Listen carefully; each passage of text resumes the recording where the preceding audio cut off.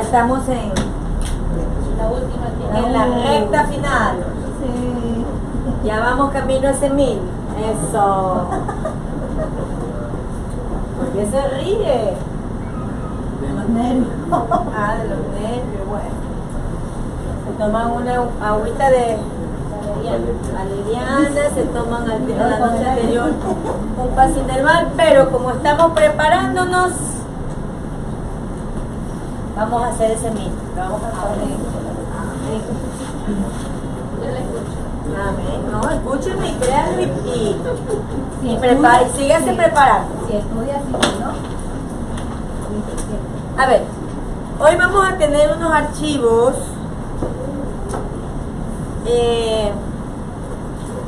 básicamente solamente, o sea, valga la redundancia, básicamente para recordar lo que hemos visto. Yo considero que durante todos estos días, que ya no sé ni cuántos, he perdido hasta la cuenta, se me ha hecho largo, pero no porque ustedes sean desagradables, por el contrario, ha sido un grupo muy bonito, muy dedicado, que eso es lo importante de un grupo, sino que se me hace pesado por el trabajo de la mañana. Pero bueno, cada vez que inicio, lo inicio con ganas. Vamos a ubicarnos en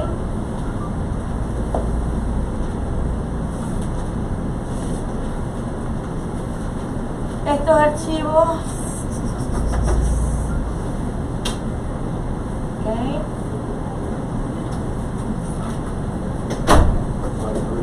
Buenas tardes.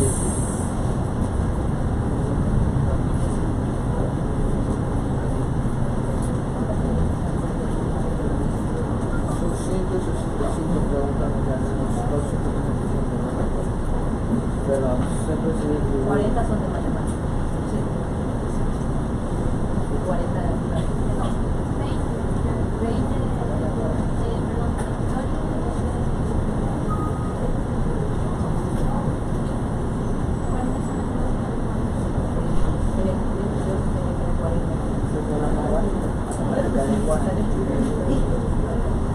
matemática, lenguaje, sigue. son matemáticas. 40 Lenguaje, 40. Ahí van 20 y abajo llevan 80. sí, pero es que más 20 de la otra que sigue social. Y hay 20 de social. Social. Entonces las dos van 40, sí, hacen 80. Y 20 ahí de eran 100, cualquier otra. eran 100. ¿Y las 60? Se reparten en 20 las otras 3 personas. 20 acá. Bien, vamos a empezar. Científico y social. A ver, jóvenes, quiero que nos concentremos y tratemos de ver el contenido, porque lo que quiero ir es rápidamente recordando la temática vista. Yo me imagino que usted ya revisó todos los archivos que le envié. Sí. Yo sé que no solo es biología, pero trate de ver todo. Aquí definitivamente, como le gusta al examen ser bachiller, es decir, siempre toma que la entrada del nitrógeno va a ser una planta, en este caso lo pone como el pasto. Pero lo importante al estudiar los ciclos biogeoquímicos, sabemos que tanto el nitrógeno, el oxígeno, el dióxido de carbono, son gases. Y el único gas que es asimilado a través de los productores es el nitrógeno. Por eso debe ser asimilado por una planta. El fósforo, buenas noches, a diferencia de los demás elementos de los ciclos biogeoquímicos, el fósforo es un sedimento, no es un gas, sino un sedimento. Acuérdense que el fósforo es el que se absorbe a través de los residuos de fosfatos de la tierra. ¿Ya? Esta pregunta, por ejemplo, buenas noches. Esta pregunta, por ejemplo, la deficiencia de vitamina A que produce la ceguera, nosotros lo que tenemos claro es que los betacarotenos no son los pigmentos que son los que dan el color amarillo o el color rosado de ciertos vegetales, para que allí se obtenga vitamina o provitamina A. Ya, por ejemplo, aquí en lo que son la primera son los lípidos, donde yo veo la soya, el ácido oleico, ya la papa con inhibición de enzimas, estamos hablando de otro tipo de bioelementos, son los biocatalizadores. Y acá abajo tenemos los carbohidratos, la remolacha azucarera. Al hablarme ya de remolacha, estamos hablando de compuestos orgánicos como carbohidratos. En una cadena trófica, las plantas sirven de alimento para las orugas. Los consumidores terciarios son las serpientes, los cuales se alimentan de lagartijas. Luego de observar esta relación un investigador concluyó que existe una menor cantidad de consumidores en comparación con las plantas. ¿Qué afirmación explica esta conclusión? ¿Por qué elegimos la 4? No podemos subir más. Bueno, la 4 la leo yo, no se lee bien ahí.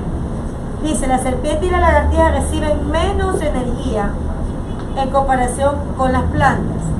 ¿Por qué? Porque acordémonos que las plantas son las productoras y son las que van a elaborar o van a generar la energía, por decirlo de alguna manera, o van a tomar, sería la palabra, perdón, la energía, ¿ya? Mientras que las serpientes y las lagartijas son consumidores. Y los consumidores como tales tienen menos energía que los productores, ¿ya? Vamos a ver aquí. La materia, dice que la respuesta es la 2, la materia inorgánica es absorbida por los organismos productores para formar compuestos con un alto contenido de carbono. Para continuar el flujo de materia, los compuestos formados son captados por los organismos heterógenos. A ver, antes que me olvide, no sé si lo he dicho antes, como hemos explicado tanto y hemos hablado tanto, no sé si he hecho esta aclaración. Siempre la pregunta me va a servir a mí como base para el grupo temático que me pide el INEVAL, en este caso flujo de energía, conservación de los recursos naturales también podría ser.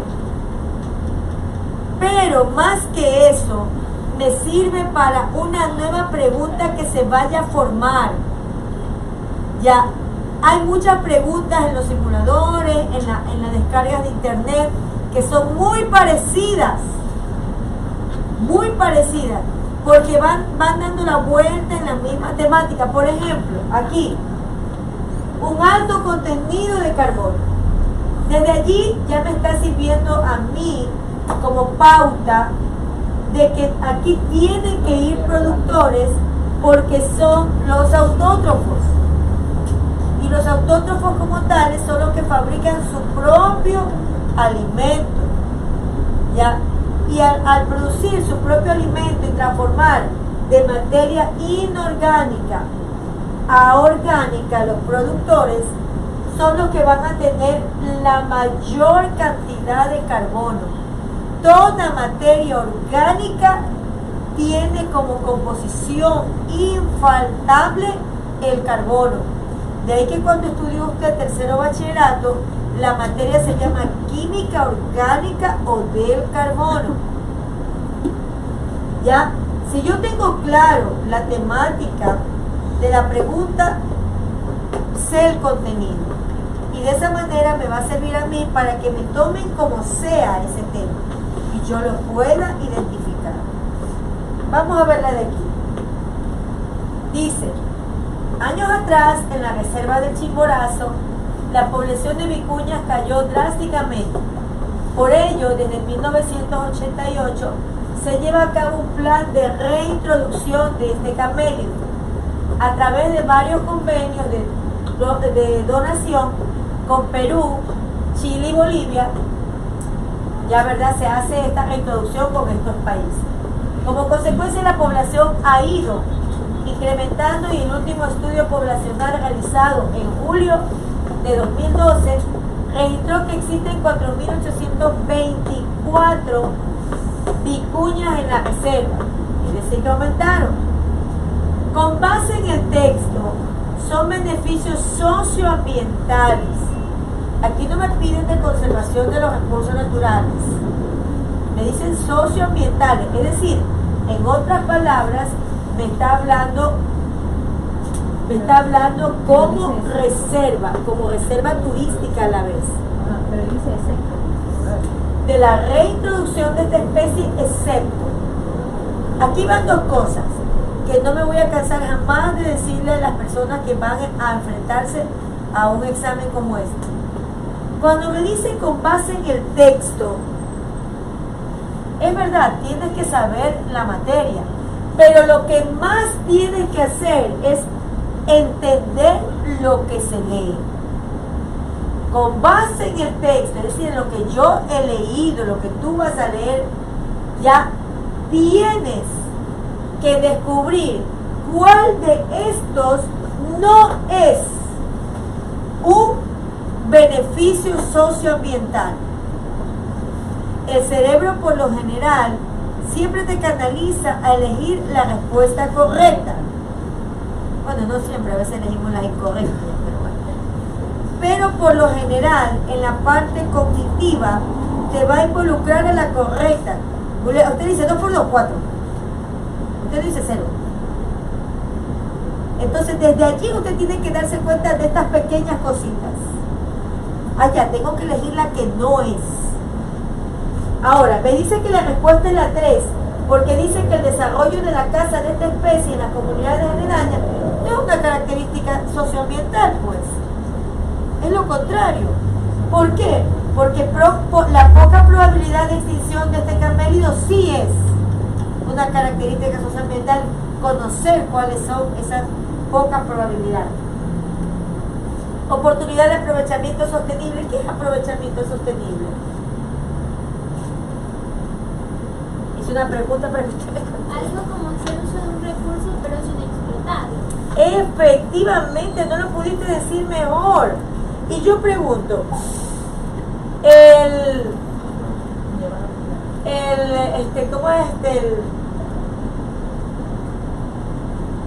desarrollo sustentable, ¿en qué se diferencia del aprovechamiento sostenible? Porque también me hablan en ecología de desarrollo sustentable. Buenas noches. ¿No es lo mismo o en qué se diferencia? ¿Ah? ¿Será igual? Bueno. No se peleen por contestar. ¿Ya? Sí es lo mismo y es lo que acaba de decir su compañera. Yo voy a aprovechar, esta generación va a aprovechar lo que necesita para no sobreexplotar ese recurso y que las nuevas generaciones ni siquiera lo conozcan.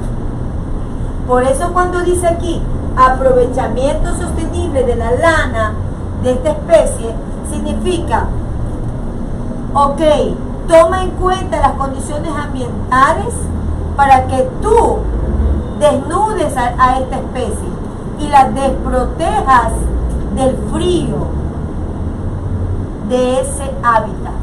Porque acordémonos que me dice que está en la reserva del Chimborazo. Y si yo no valoro la parte de su productividad, de su ciclo de vida, yo lo que estoy ocasionando es que esa especie, buenas noches, perezca.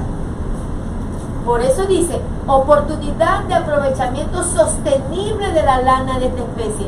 Yo tengo que ver cuándo, en qué época del año es recomendable poder sacar o poder cortar la lana de esta especie para la producción. No significa que en cualquier época del año lo pueda hacer, ¿ya? Eso es un factor socioambiental, ¿ya? Y el último dice, establecimiento de una población viable de este camélido. Establecimiento de una población viable. ¿Qué significa?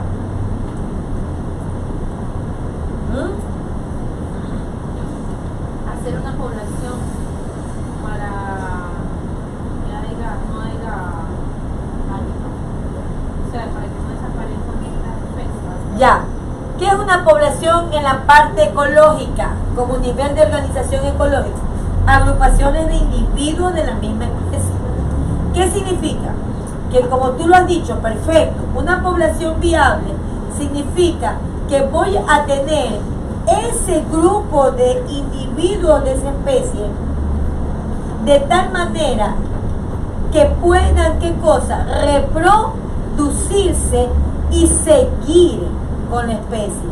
Por eso dice establecimiento de una población viable.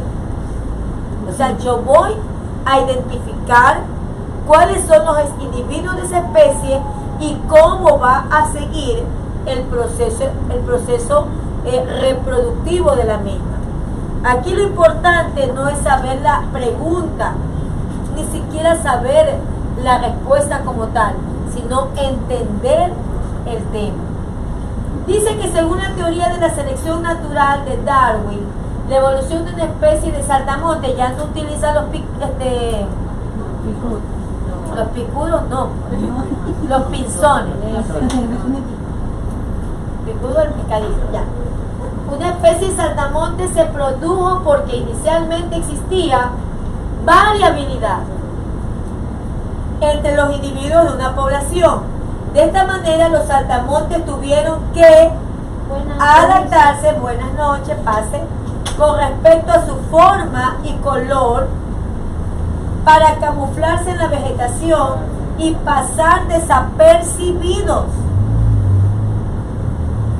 frente a sus depredadores. Como consecuencia, este rasgo predominó en las futuras generaciones. Mire, dígame, mija. No debería ser homogeneidad. Al principio todo era igual.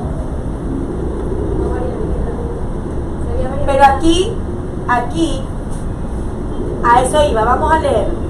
Según la teoría de la selección natural propuesta por Darwin, la evolución de una especie de saltamontes se produjo porque inicialmente existía entre los individuos de una población. ¿Qué sería? Yo quiero analizar según esta temática. Acuérdense que la de los pinzones tenía una óptica diferente o puede ser que esté equivocada. Analicemos. De esta manera los saltamontes tuvieron que adaptarse. Ya. Si yo pongo, por ejemplo, y que no leo la última, homogeneidad Es la misma de la otra. y la otra adaptarse, ¿cuál sería entonces la viable? Yo digo, nadie es infalible. ¿Está correcto lo que dice? ¿Cómo te llamas, hija mía? Paula. Paula estará en lo correcto y puede ser que ese archivo tuvo un lapsus del destino la madrugada. ¿Y me equivoqué? Hablen, chicos, yo quiero que todos hablen. Yo sí digo que es variabilidad, porque imagínense que hay una variedad de saltamontes, de especies de saltamontes. ¿Ya? Yo sí digo que existen, así como son. Ya, y acá que dice, Para que haya cambio, debieron haber estado igual. ya, No O había. sea, pero imagino que usted dice que es variabilidad porque habla de forma y color. Así ya. que De esta manera los saltamontes tuvieron que adaptarse con respecto a su forma y color para camuflarse en la vegetación. Pero es que si en un principio ya había, digamos que usted pone variabilidad. Si usted dice que en un inicio ya había variabilidad es porque nunca hubo evolución. Ya. Aquí, por ejemplo, valga el acotamiento, que me parece fantástico, el otro grupo no hizo la observación y tienen ustedes toda la razón. Aquí, buenas noches, aquí hay un error, porque la tesis de Darwin, ¿en qué se basa? En dos. La teoría de Darwin tiene dos tesis. La primera, ¿cuál es? No me diga la evolución porque esa es la teoría de la evolución. La teoría de la evolución de las especies de Darwin tiene dos tesis. Acuérdense los videos que vimos. Que todos salían de un patrón común. Y la segunda tesis, ¿cuál era?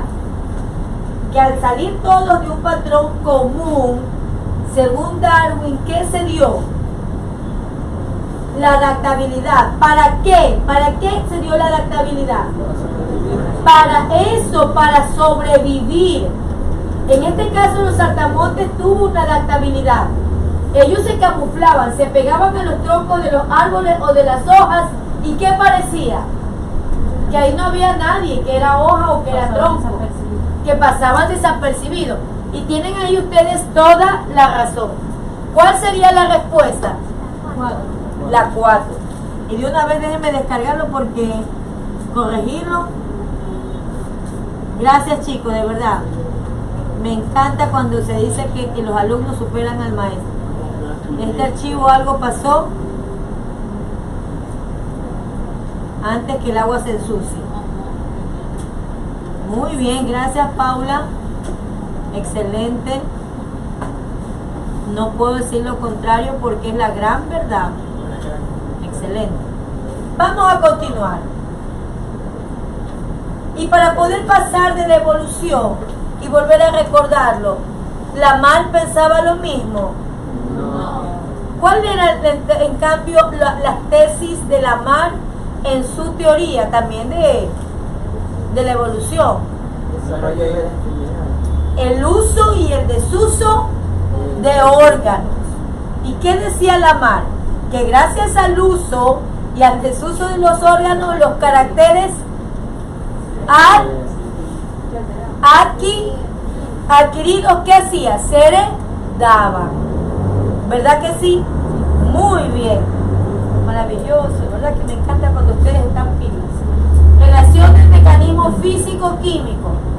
Dice que la 1, la sismicidad con el proceso de licuefacción y la meteorización por el cambio del color de las rocas. La disminución progresiva de la temperatura es un distractor. ¿Pero qué significa licuefacción? Sismicidad sabemos que son el movimiento de las placas tectónicas, que pueden ser convergentes, divergentes, transformantes, ya lo aprendimos. Ya, pero ¿por qué está relacionado con el proceso de licuefacción?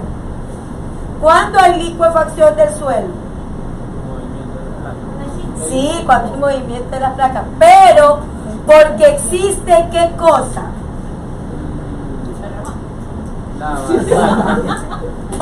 Sí, hay movimiento de placas, porque existe ahí ¿qué cosa? El agua que supuestamente hay y también en la corteza terrestre llamado pozos acuíferos, aunque ya quedan pocos, pero todavía existen pozos acuíferos.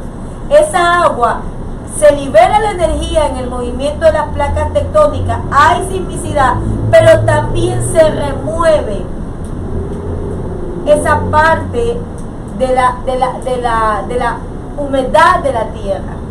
Y cuando existe en ciertas regiones de litosfera que se mezcla lo que es la corteza terrestre y el agua, la humedad que existe en el suelo, se hace un proceso blando.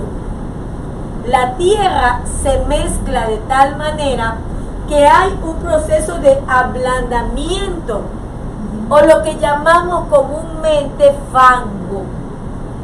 Se vuelve fangosa porque se une, se mezcla la tierra y el agua. ¿Qué pasaría aquí en Guayaquil si de verdad Dios nos libre, que haya un movimiento de tierra terrible, como pasó en Manta, que nosotros tuvimos una secuela desde Manta y el de Esmeralda, pero aquí no fue el epicentro, aunque lo sentimos, no fue el epicentro, y en ciertos lugares hubo esa licuefacción, se vinieron abajo, hubo procesos grandes de movimiento de la tierra, pero Guayaquil está montado ¿en qué? Encima de manglares. Es decir, que abajo de nuestra ciudad, si se levantara la tierra, se levantara fango en el proceso de liberación de energía, porque bajo esta corteza terrestre hay agua en lluvia.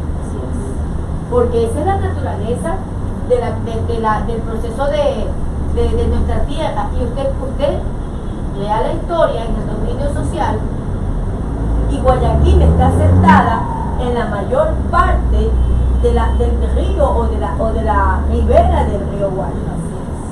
Ya, entonces, ¿qué sucede? Ahí se puede dar esto, en un proceso de sismicidad. hay licuefacción del suelo, porque se encuentra agua también como parte de esa corteza y se vuelve un fango, una mezcla del agua y la tierra. Bueno, vamos a seguir. Ni siquiera lo vamos ni siquiera a demorarnos. Ya aprendimos todo esto. Y vamos a ver, vamos a ayudarme conmigo, por si acaso. La 3. Dice que la divergente, ¿quién recuerda los gráficos del video para no olvidar?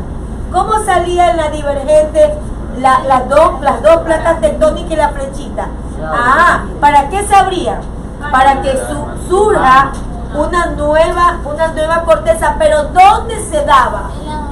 Exacto, entonces por eso dice ahí 1B, voy a mirar de acá porque me da tortícolis. 1B, divergente se produce en las dorsales oceánicas con la ascensión del material del manto para crear suelo oceánico. No es igual a las anteriores, pero es una pregunta que el CNC tomó, que va dando la vuelta en la misma cosa. Ahí está. Después dice 2C. No, la 3 es 2C. Ya, convergente. ¿Con quién la unía? Con dos placas continentales, la más voluminosa se funde y migra hacia arriba, generando cadenas montañosas como la de los Andes, como la de los Himalayas. ¿Se acuerda que decía que a veces era tan grande que podía formar islas? ¿Se acuerda? Que salía. Entonces ahí está la convergente. Y la transformante dice que es la 3A. Las placas se deslizan con respecto a la otra. ¿Se acuerda que las transformantes qué decía? Que se rozaban la una con la otra. Mire, otra forma de leer la misma pregunta. Pero ya ahora ya no tengo que confundirme, porque yo ahora ya sé claramente qué es cada una de ellas. Y tómeme como me tome el CNC, yo ya tengo clara la diferencia de estos movimientos. ¿Ok? La meteorización. Dice la alteración, desintegración de una roca in situ, significa el momento en la superficie terrestre, debido a varios procesos, claro, hay procesos físicos y químicos, lo que da lugar a la formación del suelo. Acuérdense que la meteorización, ¿qué era? La ruptura de quiénes? De las rocas, ¿verdad? Ok, por eso a las rocas que circundan por el espacio exterior se les llama meteoritos. Ok. Ahí viene la palabra. Todos son procesos físicos los de aquí, que provocan esta desintegración, excepto, o sea que no es la oxidación, porque reacciona con el oxígeno un metal. Una mezcla de una roca con el oxígeno, se produce una oxidación, altera la estructura de la materia. Ya no es un cambio físico. Pero ¿qué es una crioclastia? ¿Qué es una haloclastia? ¿Qué es una termoclastia? También son procesos de meteorización, pero físicos. Unas se formarán, romperán la roca por cristales de sal, otros lo harán por el agua que se congela, otra por la temperatura, pero también son procesos de meteorización. ¿Ok? Avancemos, por favor. ¿Qué ocurre con las moléculas? Esta es una parte química, pero bueno, la vamos a leer igual. Dice que cuando un sólido aumenta la temperatura, lógicamente cambia de estado. Si un sólido aumenta la temperatura, dice que se mueven constantemente unas sobre otras sus moléculas y se separan. ¿Por qué será? No me voy a meter en ese campo, por la química, de repente haga la grande, lo dejamos ahí. Vamos a lo nuevo. Lo explico a mi manera y voy a confundirlo después y me va a decir el Mr. Jonathan, usted no tiene que meterse con la química, porque si no será un problema. Uno de los ecosistemas más frágiles del país son los páramos, nuestros páramos fríos. Estos se están deteriorando debido a la deforestación ocasionada por humanos. Nosotros también ocasionamos grandes problemas ambientales. Con el fin de evitar su destrucción, se han diseñado programas de reforestación a gran escala, en los que se incluye replantar distintas especies vegetales. Todas son características principales de las especies a reforestar, excepto, y me dicen que es la 4, ser foránea y de ciclo corto. Lógico, porque si no, ¿cómo lo voy yo a qué? A reforestar un páramo o un hábitat si no empiezo tomando en cuenta las especies nativas? Porque foráneas significan las que no son de ese hábitat, que son de fuera. Tengo que buscar especies que tengan una propagación fácil, nativas y de rápido crecimiento, y que contribuyan a la biodiversidad del lugar. Eso, ¿y para qué explicarlo más? En el examen se encontrarán con respuestas o preguntas con respuestas tan obvias por lógica. Pero lógicamente, valga la redundancia, si yo no sé qué foráneas, tampoco voy a enterarme. Foráneas de afuera, que no son de ese hábitat. Aquí viene la parte de la ósmosis que vimos. ¿Quién me explica? Pero yo sé cuál es la respuesta. La respuesta es la 1. Alto, el consumo de alimentos con un alto contenido de sal provoca el incremento de la presión osmótica y de la permeabilidad de agua en las células de las paredes de los conductos colectores del riñón. Transporte celular. En este caso el pasivo, no necesito del ATP, de energía. Esto se produce porque la hipófisis libera una mayor cantidad de hormona antidiurética. ¿Por qué es la 1? Cuando se habla de ósmosis, cuando se habla de que aumentó la presión osmótica.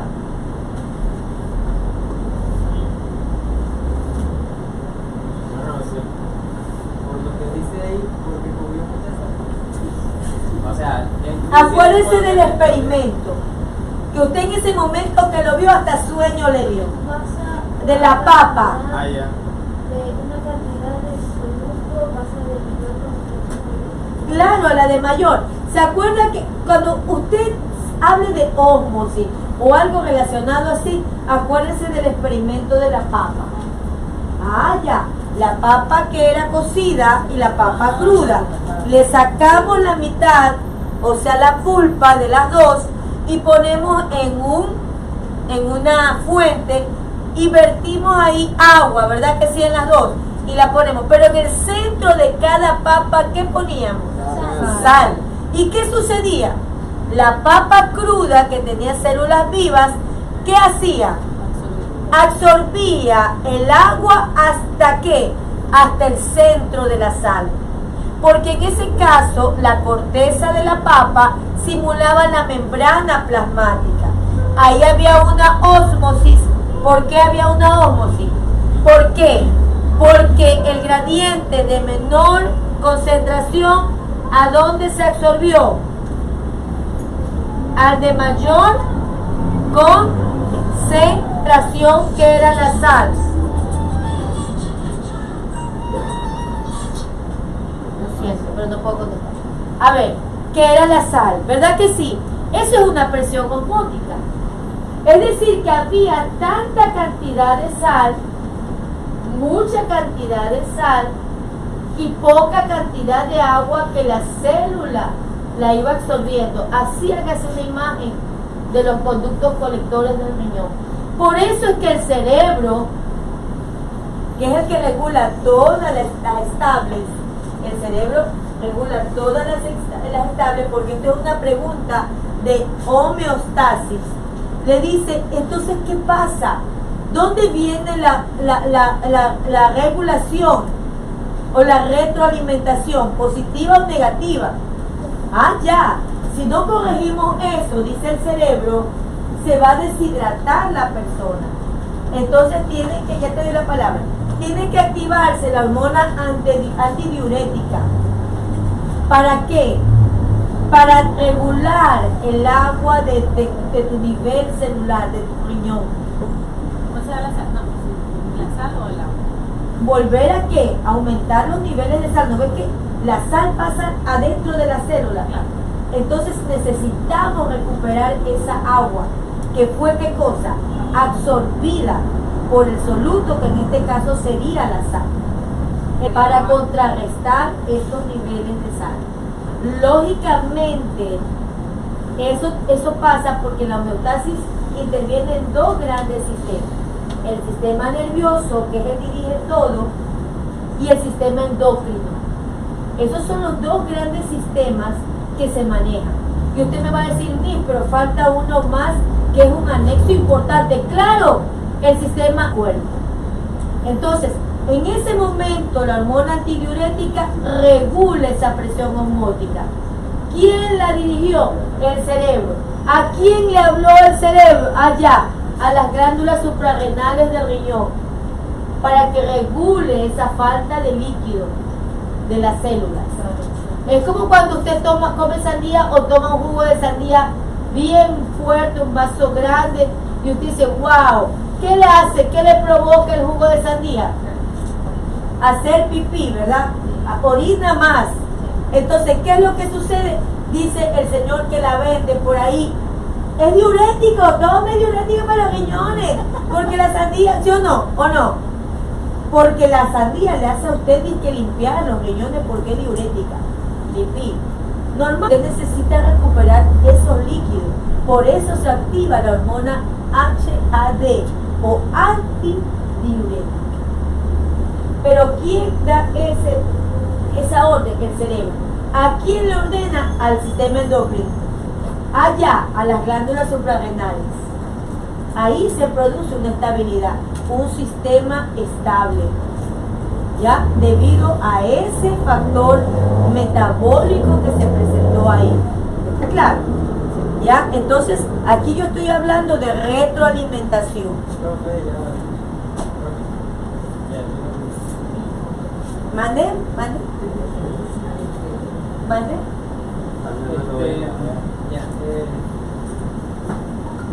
Los alimentos con alto contenido de sal, ¿verdad? Provocan el incremento de la presión osmótica. Claro. ¿Qué otro elemento, aparte de la sal, podría causar incremento de la presión osmótica? Y bueno, supongo que si cambiaran incremento por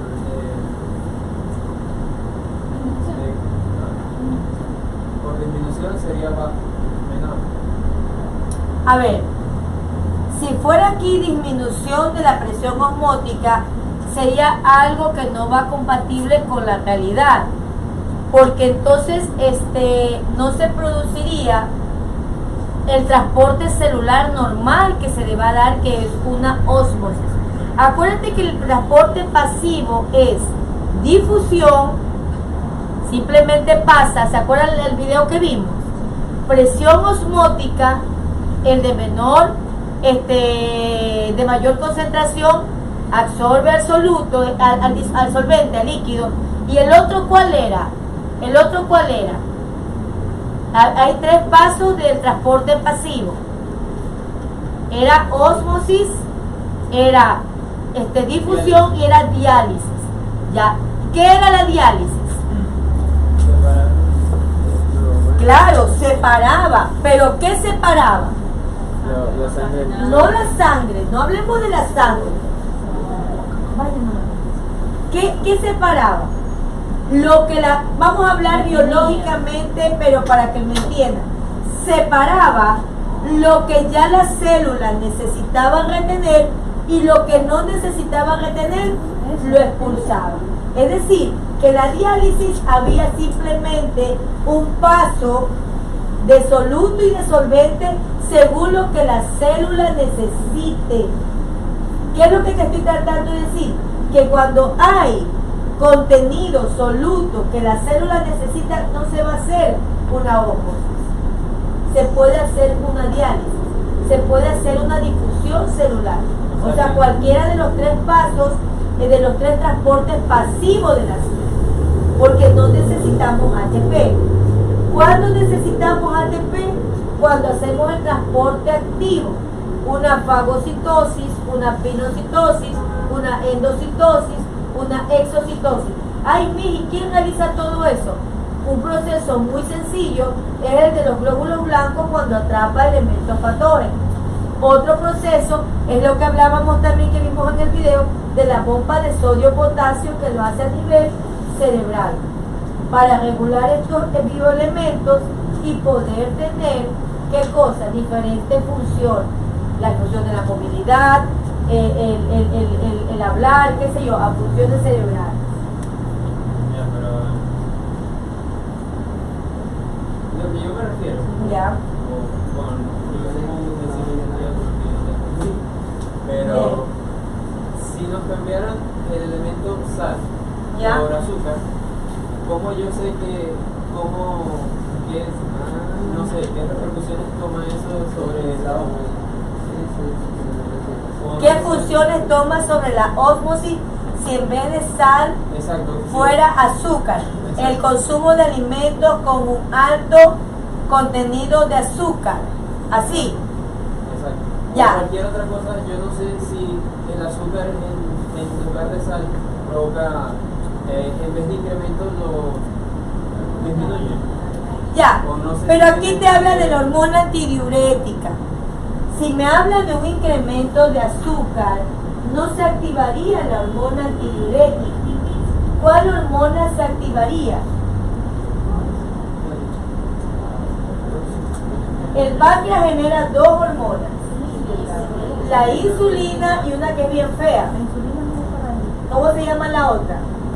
Que se agregan los estudios, el glucagón y la insulina. Ahora, la insulina es la que se va a activar si hay niveles de azúcar en exceso, porque va a hacer que esa sangre, esas células sanguíneas que tienen un alto contenido de glucosa, vuelva a su estabilidad normal. No podría ser la hormona antidiurética, no sé si me hago entender. Cada proceso metabólico activa al cerebro para que el sistema endocrino regule una hormona que venga a estabilizar otra vez el cuerpo. ¿Sí? Es como, por ejemplo, que veíamos también en el video y lo hablábamos, en el proceso del parto, en la mujer. ¿Qué pasa en el proceso del parto? Existe así mismo una activación hormonal. ¿Para qué? Para que se generen hormonas que provoquen la dilatación del útero y pueda salir el bebé en un parto normal. La vasopresina, la hormona de dilatación del útero. O sea, ¿qué significa? Que dependiendo del proceso homeostático con el que yo me vaya a encontrar en un contexto, va a depender que esa respuesta cambie también. Porque si me habla de glucosa, ahí me hablaría de que se va a activar la insulina, y no necesariamente porque aumentó la presión osmótica, sino porque se generó un exceso de glucosa a nivel sanguíneo. ¿Ya? Un carbohidrato. No sé si te satisfago la respuesta, mijito, pero creo que es eso lo que te tengo que explicar. ¿Sí? Ya. A ver, aquí viene la parte inmunológica. Ay, pero eso ya vimos. Sí, pero leamos y cambia un poco el contexto. Para que el sistema inmunológico genere memoria durante el primer ataque, genere memoria. Es decir, que ya eso quede en mi ADN, que hubo un agente patógeno que vino a causar daño. Ya, los linfocitos deben... ¿Por qué? Vamos a seguir leyendo. Patógeno. En una infección de este tipo interviene el sistema inmunológico adquirido, compuesto por linfocitos B y T. Y el sistema inmune innato, cuyos componentes celulares son macrófagos, eosinófilos y células asesinas naturales, la KL. ¿Qué significa? Que yo, es verdad, voy a adquirir mi ADN, mi código genético va a adquirir memoria. ¿A nivel de quién? De mis células inmunológicas, porque van a identificar los patógenos que causan daño a mi cuerpo, a mi estabilidad. que van a generar infección, que van a generar una patología. Pero para que esa memoria se ataque, dice, genere memoria durante el primer ataque a un patógeno, los linfocitos deben diferenciarse. Porque acordémonos que los de acá, los macrófagos, arqueosinófilos, células asesinas naturales, ¿ya? Esas son parte de mi sistema inmunológico. Están ahí. He nacido con ellas. Y significa que están atentas a cualquier patógeno que entre a mi cuerpo. Que yo ni me entero, ni usted se entera, y entró algo y se activaron. Hicieron el transporte activo. Con energía lo fagocitaron, lo comieron. Pero no pasó nada. Cuando hay después un segundo ataque del mismo patógeno, ya los linfocitos que ya se diferenciaron en 20 y actuaron generando primero el reconocimiento del antígeno y después los anticuerpos, ellos empiezan a generar una parte de ¿qué? Un proceso de neutralización. Es decir, ya no vas a convivir más. En el segundo ataque ya no se va a activar la enfermedad, supuestamente. Y digo supuestamente porque en el cuerpo, en la medicina, todo es relativo. ¿Qué vimos el jueves pasado? La transformación según Griffith. ¿Qué decía Griffith en 1928? Donde no se sabía de ADN todavía.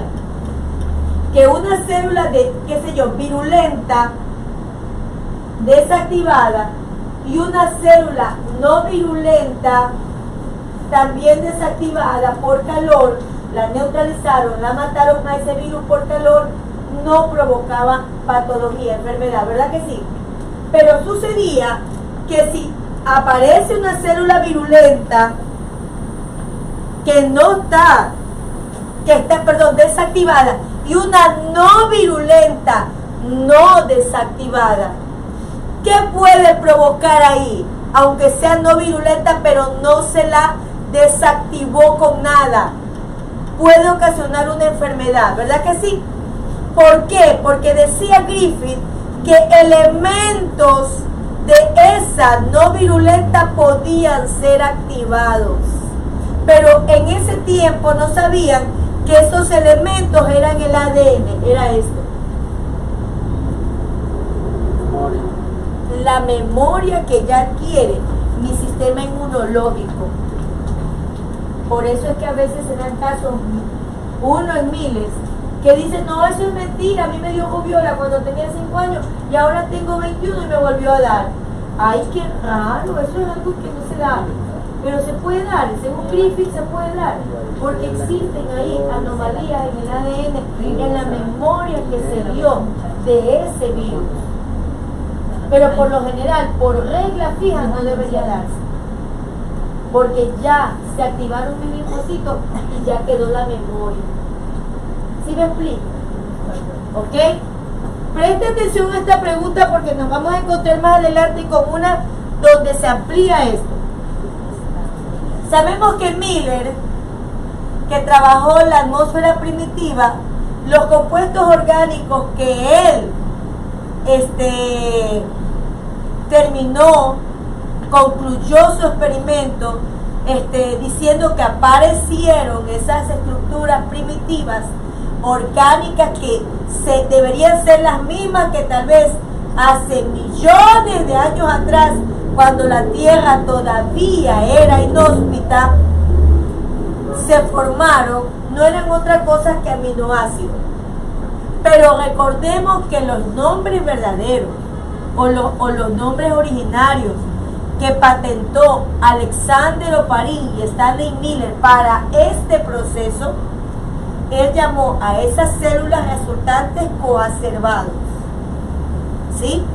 Y después, con el proceso de la bioquímica, se habla de aminoácidos.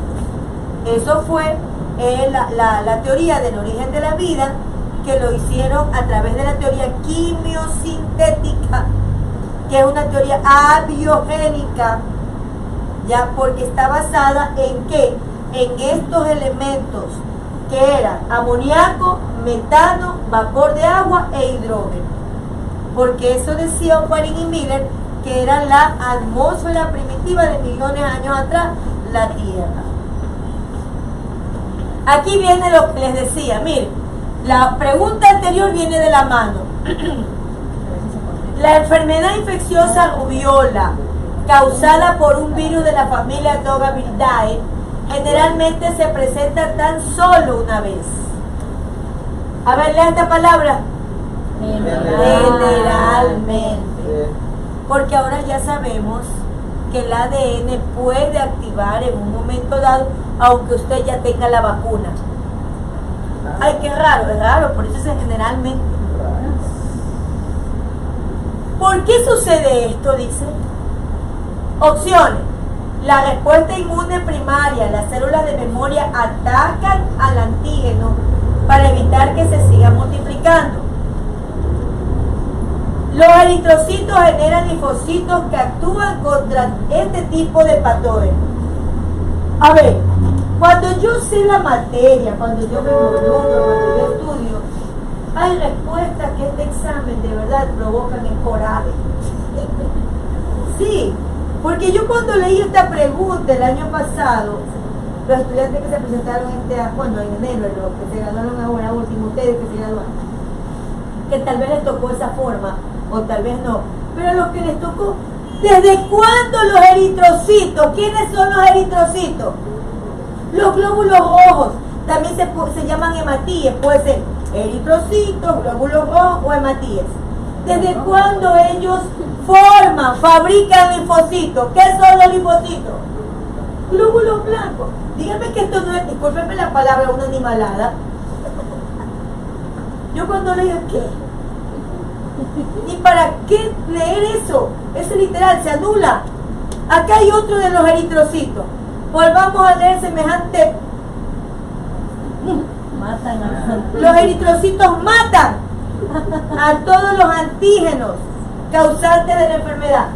¿Acaso los eritrocitos, llamados también glóbulos rojos, llamados también hematíes, tienen la función de defender, tienen la función inmunológica de mi cuerpo? No, lo tienen los glóbulos blancos, también llamados leucocitos. Entonces desde ahí también se va esa semejante barbaridad, burrada animalada. Entonces me quedan dos con las que yo tengo que descubrir la respuesta. En el examen suyo se va a presentar con eso. Por eso es importante que usted estudie, para que rápidamente identifique lo incorrecto. Y dice, la 3, en la respuesta inmune secundaria, los linfocitos producen anticuerpos que neutralizan al antígeno.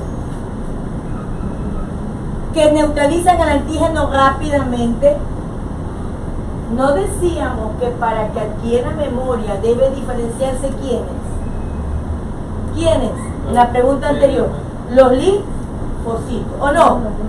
Entonces, ¿cuál sería para que haya memoria? Los linfocitos. Pero yo tengo que saber la materia. Por eso hemos visto videos. Por eso hay enlaces en los documentos que yo le mandé. Porque este examen se va a hacer lo mismo. Y no le vaya a asombrar que le manden una pregunta parecida o dirigida por ahí. Pero usted tiene que tener claro esta temática. ¿Ok? Continúe. Es que de verdad cuando leí esta pregunta hasta coraje me dio. Dios, qué barbaridad. Aquí, vamos a la pregunta de aquí. Relacione el impacto directo. Ni siquiera me voy a molestar en leer mucho. Dice que la respuesta es la 2. Vamos a ver. La 1, erosión del suelo. ¿Con cuál la une? Con la B. Evitar el establecimiento de cultivos en terrenos con altas pendientes. ¿Por qué será que provoca erosión del suelo? Evitar establecimientos de cultivos en terreno. Y algunos me dicen, pero los cultivos son buenos. Nos mandan a cultivar plantas, a sembrar plantas para evitar la erosión. Pero miren dónde. con altas pendientes. ¿Qué se hace en la tierra antes de cultivarla? Se la prepara, se le hace surco. ¿Y qué hace eso? La voy separando. ¿Y usted cree que en un terreno con pendiente me va a venir bien cultivar? ¿No va a provocar que la misma gravedad caiga y provoque arrastramiento y provoque hasta licuefacción del suelo? Entonces, ¿qué viene en las pendientes así? Lo que dicen es árboles enormes para que sus raíces sostengan el terreno, pero no cultivo. ¿Ok? Después dice la 1B, ¿qué más es? La respuesta 2. 2A. Deterioro la capa del ozono, ¿ni para qué? Me está hablando de los clorofluorocarbonos, que no son los únicos. ¿Se acuerdan que también habían otros gases? Ya el metilclorofluorocarbonado, etcétera. Vean los enlaces. Y la otra dice, la 3C, gases, generación de gases de efecto invernadero. Optar por el transporte público en el lugar de vehículos particulares. ¿Qué relación tiene que yo coja una buseta? ¿Qué relación tiene que yo coja un taxi y no saquemos que todos tengamos aquí coches, carros, vehículos de mover? ¿Cuántos estamos aquí? Como unos 60 tal vez. Los 60 bajamos de aquí de la academia y cogemos nuestro vehículo. Pero resulta que no todos tenemos vehículos. O los tenemos, pero como en las grandes ciudades. Los tienen guardados y usan el metro, el autobús, la bicicleta. ¿Por qué? Porque se están haciendo campañas para proteger a la tierra. ¿Por qué? Eso, la liberación del CO2, gracias. Porque ese CO2 lo genera la combustión de los motores, de las fábricas, ¿verdad que sí? La oxidación que hay en plantas de energía. Entonces, ese CO2 es el que va a provocar que yo tenga una generación de ¿qué? De gases de efecto invernadero o que provocan el cambio climático, CO2. Excelente. Chévere, chévere. Ya vamos ahí encaminando. Esta pregunta también ya la vimos las semanas antepasadas, ni me acuerdo, pero ya te la cuenta. Pero viene de otra forma, parecida pero no igual. Y me habla de la práctica del reciclaje, reducción y reutilización de materia y el beneficio. Y me dice que es la 3. La 3 es la 1C. Evitar los envases y embalajes de papel innecesario previene la deforestación. Todo lo que es industria del papel significa talar árboles. Excelente. 2A. Comprar una menor cantidad de ropa disminuye la contaminación del agua por los procesos de tinturado, blanqueo y mercerización, o sea, tratado de telas. ¿Se acuerda usted que vimos en una ocasión el asunto de la reutilización textil de una fábrica de Colombia? ¿Cuál fue el fondo de ese proceso de reciclaje textil? Ahí salía uno de los, me imagino que haber sido o dueño de esa pequeña empresa o que estaba a cargo, era el gerente, y decía, aquí no utilizamos, ¿qué no utilizamos? ¿Qué decía ahí el video? Ay, chicos. Ah, bueno. Sí lo vimos. O bueno, pero puede ser que en otro curso lo abrí, pero ¿sabe dónde está?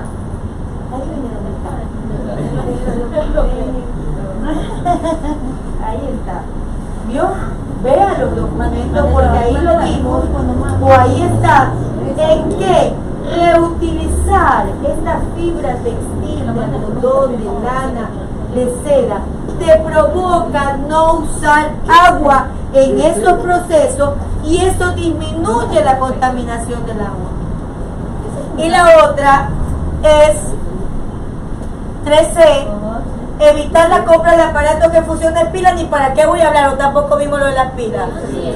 Ahí fue pues, en ese documento de las pilas, abajo el enlace, ya no lo vimos aquí, pero ya.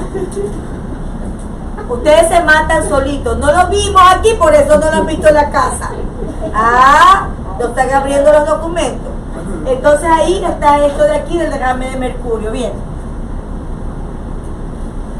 Dice, los piqueros de patas azules son las aves más conocidas de las Islas Galápagos.